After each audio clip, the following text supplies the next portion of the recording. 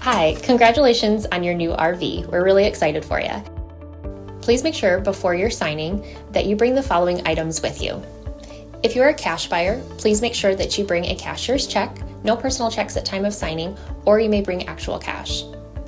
If you're a finance customer, please make sure that you bring proof of insurance listing your specific lien holder. If you need that information, please call us ahead of time. Also, make sure that you bring all valid driver's license of all persons that will be listed on the title. If you have a trade that you're trading in with us, please make sure that you bring your 10-day payoff as well as your title and all persons who will be listed on the title of that trade. Arrive 30 minutes early before your appointment time so we can properly inspect your unit, and also make sure that you have the fridge on and running prior to arrival. If you have any questions, please feel free to give us a call at 810-686-0710. Thanks so much. Have a great day. Hello, this is Mike with TradeWinds RV Center, here to congratulate you on your purchase of your JAYFLIGHT SLX 154BH. I'm here to walk you around it, show you how to use a few things, get the best out of your camping experience. Let's start by talking about arriving at the campsite. A couple things taken into consideration when parking. On your campsite, you have plenty of room for your awning to come out. On your off campsite, I want you to think about where your power and water connections are going to be. And we're both going to be toward the front of the unit. On your off campsite or your driver's side of your tow vehicle, your power there, your water up front. So park accordingly so you can utilize the facilities at the campsite. Once you arrive and unhook your hitch, first thing you do is level your unit. Your unit comes with a hand crank. Crank it to the right to bring it up, left to bring it down. Once we got our unit level, next thing we're going to do is stabilize it. You have two stabilizing jacks in the back here. I recommend picking up some stabilizing jack pads for these. Put them on the ground. They're going to protect your stabilizing jacks from dirt and debris and hot blacktop in summer. Get a 3/4 inch hand crank. Put that on there. Run these down. Now you can use an impact driver or a drill gun. Just remember to slow down when you get to the bottom. So we've already got our unit level. All we want to do is bring these down until they're taut. Put your jack pad down, bring them down just until you've got some tension, resistance on your hand crank. Once you do, you know you've went down far enough. Because remember, all we're going to do is stabilize the unit. So get the back two down nice and taut. Once you've got your unit level and stable, next thing we're going to do is hook up our power and water. Again, over here on your off camp side, big long 30 amp cord stores inside your unit. Simply push it back in here when you're done. Pull it out when you arrive. At the end of that 30 amp in your convenience pack is a 30 to 110 adapter in case you need to plug in at home or any other 110. Got our power hooked up. Let's hook up our water. Now at campsites, we're going to hook up the city water connection. First thing, your water pressure regulator. This water pressure regulator is going to reduce the water pressure to 40 to 50 psi, protecting the lines in your unit. Use this one putting fluid in here. Hook that up, hook up your hose, but don't turn our hose on yet. Go right here to the right of that to your hot water heater, and make sure our drain plug's back in. You may have left it out last time you were camping. Put that back on there nice and snug. Once that's in there, you can go ahead and turn that hose on. Now after the hose has been on for a little while, go inside and open up your water taps. Get the air out of the lines. Once you got a steady flow of water in there, shut them water taps off, and then you can turn on your hot water heater from indoors. I'll show you how to do that when we get inside. Now say we're going to go camping and we're not going to use city water, we're going to go boondocking. In that case, we'll fill up our potable water or fresh water tank. No need for a water pressure regulator here. Simply use a hose. Two ways to tell when it's full. One, there's an overflow valve right here. Or two, on the inside where you check the levels of your battery and black and gray tanks, there's also a freshwater button. Once this is full, put your cap back on, and then when you want to utilize this water, turn on your water pump. Don't turn on your water pump when hooked up to city water at a campsite. That's already got pressure. You only want to use that for this. All right, we got our power and water hooked up. We're ready to camp. Let me walk you around the rest of the outside of the unit here. Again, campsite toward the front, your potable water, your fresh water. There's your low point drain for your fresh water. Right underneath here will be your low point drain for your other two dumps. For campsites, hot water heater, again your power. Is there access to the back of your fridge? That is your AC unit. Here's where you plug in the cable at campsites. This is a flue for your furnace. A couple of things. one, make sure it's never blocked. two, make sure if you are running your furnace, steer clear of it because it will get hot. A vent for your microwave. Your black and gray holding tanks, we'll dump them when leaving the campsite. On the rear you got a spare tire with a cover. Come around to your campsite. Let's talk about your awning for a moment. So you've got a pitch adjust. If it's raining and your campsite is at the other end, simply pull down on this pitch adjust. That will tilt your awning and run all the water away this way.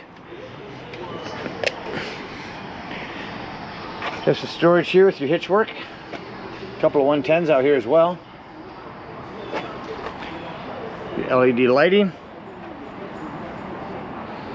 Coming on the front is your propane.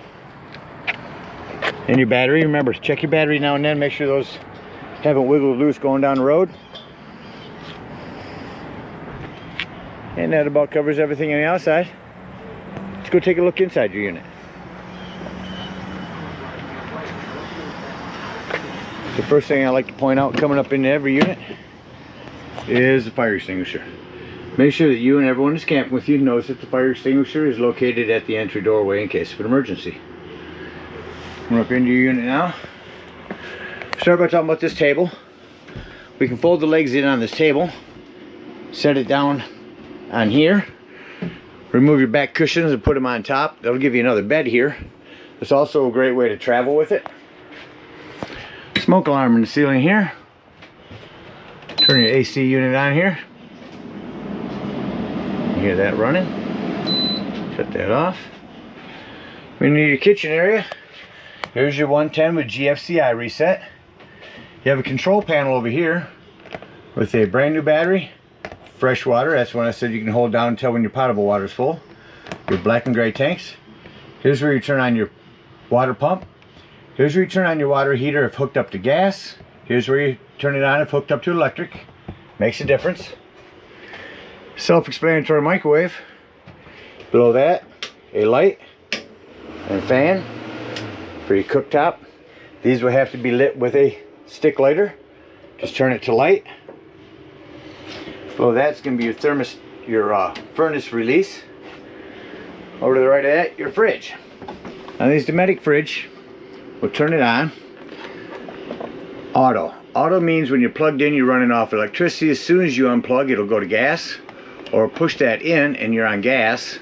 Excuse me, lift it up. Yeah, lift it up and you're on gas. If that light comes on, your gas is low. You have a hand crank open vent here. In your bathroom. Just want to mention you have a hand crank open vent up in here as well. Okay, put some extra special lighting in here. Let's see if it'll work. Shut this lighting off. You got a lot of one-touch lighting throughout the unit. Including up in your bunk areas here. 110 there.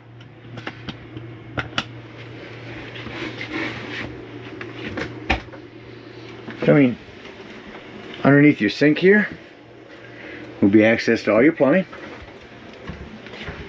Come around here to your thermostat. Turn that on. Turn it up. You hear that turn on. Now you notice the AC shuts off quick, but when I shut off the furnace, click that to the right, the furnace always takes a few minutes to shut off. You're prepped here for a TV. Over here on the wall, if you hook up a TV here and plug in your cable, before you run your digital channel scan, push that button in and make sure that green light's on. That's a digital channel enhancer and allow you to pick up more channels. Up here is your lighting, outdoor and indoor. Now here's your awning. On your awning, you only want to run that out until that flap falls down to 90 degrees and you can see that bar. And you know you're out far enough. That will extend itself past that. So keep an eye on it when you're running it out. Make sure you only run it out as far as it needs to go. You also want to make sure that your entry doorway is straight here. Because if you open it all the way up, well, this one doesn't open all the way. It has adjust so it doesn't. I just saw that it was really close to the door there. I want to make sure your door doesn't extend past that point. Some do. And we'll run your awning back in and act like we're leaving the campsite. So what I like to do is I shut off my main lights here. Then I can walk through the unit and see any individual lighting I may have left on. It's all off now. Exit our unit. When you leave, lock and deadbolt your door. You don't want the horror story of your door coming open as you're traveling. We'll fold our steps up. At this point, we will bring up our stabilizing jacks, unhook our power, water, and cable. After all of them are unhooked,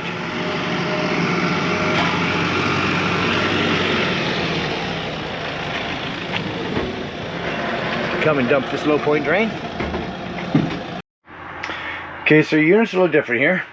Instead of dumping your camp water access from the outside, come inside the left side of your bench. We're going to open up this access panel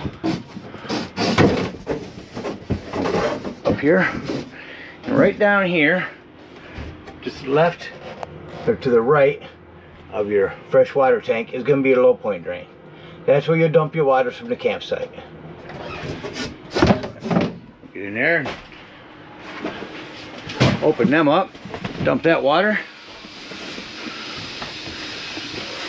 and we can return everything back up in here.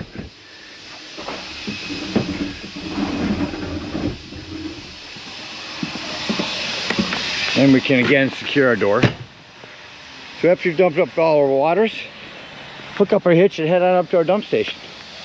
Now your dump is going to be parked accordingly. It's going to be behind your tires, almost to the rear of your unit. Got 10-foot hose, comes with your convenience pack. Hook that up and pull your black holding tank handle. That should be the one on the right. And that sounds like it's no longer draining. Or if someone's on the inside and pushing down the black tank button and it looks empty, you can close that, pull your gray handle. Now your gray handle is going to be cleaner water. It's just sinks in your showers. It's going to clean your sewage hose out for you. Come right here to your bumper where it says squeeze. Squeeze that and conveniently and sanitarily store your sewage hose right there in your bumper.